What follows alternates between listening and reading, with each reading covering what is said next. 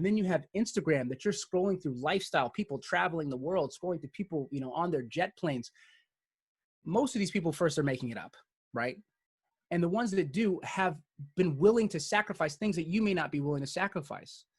The problem oftentimes is our expectations, just like we said. And that's why meditation is so important. That's why stopping to ask why and mindfulness is so important. That's why this quarantine is so important, because people have spent less money and have found themselves like, wow, I really didn't need to spend as much as I used to.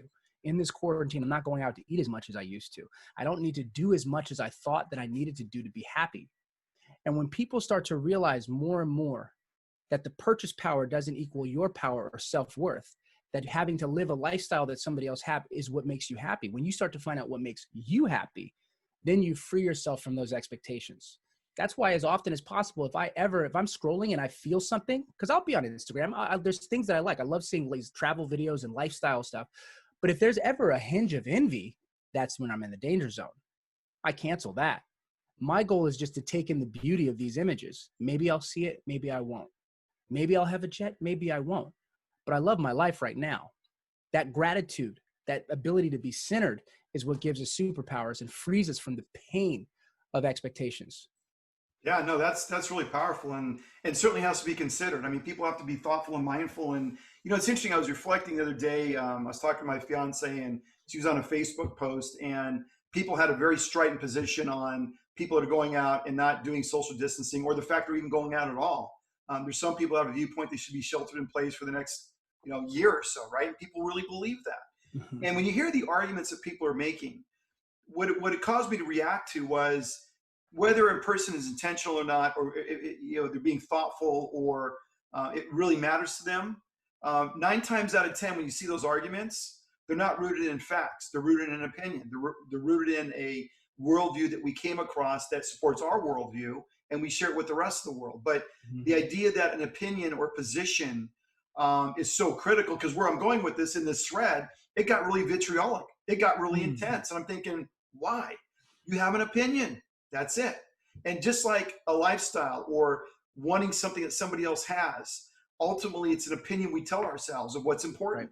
Right. And the point being is that we should go back and really take the statistical or the scientific method where we really study that issue and look at it from 360 degrees and look at every viewpoint and look at what's been the research and study on both sides of that issue. Then you can come up with a more rationally based argument as to why you believe what you believe or don't. Same thing's true of the material world we live in. And you're absolutely right. It's clickbait for marketers. They're trying to make you feel inadequate, less than. So therefore, if you have the car, you have the girl, you have the beautiful house, what then, right? I saw this thing on Elvis Presley yesterday. They're talking about his cause of death, which they initially said it was a heart attack, but it turns out that obviously it was a drug overdose. I think he was on 11 or 12 different depressors to the cardiac system and certainly the neural system. And you say to yourself, here's Elvis Presley, the most famous person on the planet, and he can't sleep. Now, you could say there's a lot of reasons you can't sleep, but I'd argue in that man's life at some level, there was a lack of peace. There was a lack of peace. And you say, here's a guy that in the 70s had it all. And where'd that take him? And you could just think of any number of rock stars that have been in that same pathway, right? And so we know that it's not the material thing. It's really about how we think about things and what value we ascribe to things. Right. That, in my experience, gives you the biggest stress. If you say, you know what? At the end of the day, if you understand that a billionaire, Bill Gates, he's dead. How much is he worth? It's called zero, right? A big fat donut. How much is he taking with him? It's not like he has a U-Haul, right? Following him in his grave, and he's taking all his earthly possessions.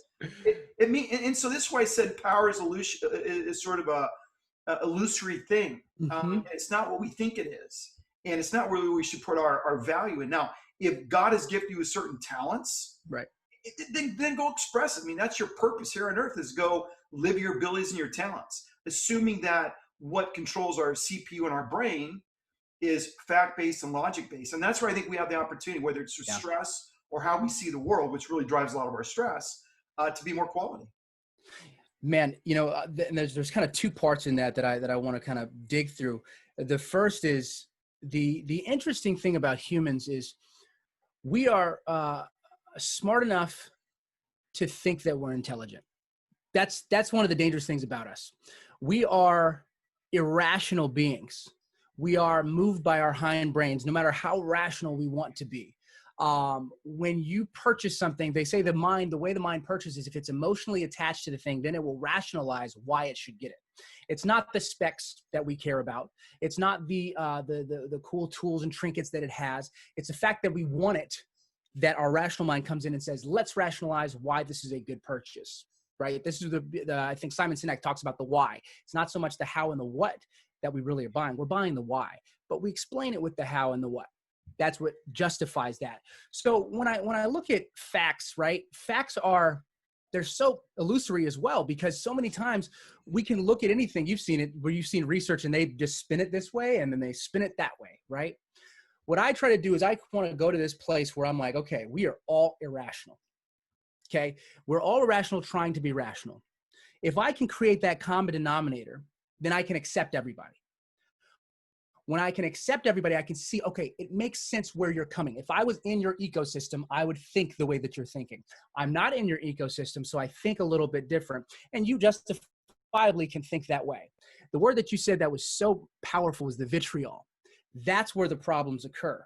When we try to put our belief upon another person, or they try to put their belief upon us, right? When that happens, that's when the two ecosystems collide. Right? And so what we have to do is, if we can get to a place where ecosystems can exist in communication, then you reduce stress, right? The problem is that people have an ecosystem and they demand others to fit into their ecosystem. And that's where the issues lie.